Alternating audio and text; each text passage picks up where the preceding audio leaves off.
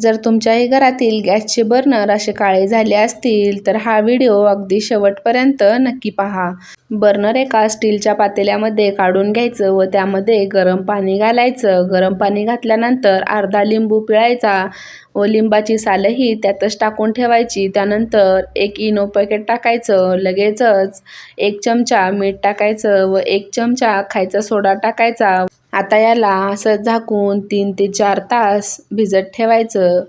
3 तासानंतर इथे पाहू शकता पाण्याचा रंग अगदी चेंज झालेला आहे। ताराच्या घासणीने हा बर्नर घासून घ्यायचा। घासून घेतल्यानंतर त्याचा रंग बदलायला लागतो व त्यावर जमलेली सर्व घाण निघून जाते।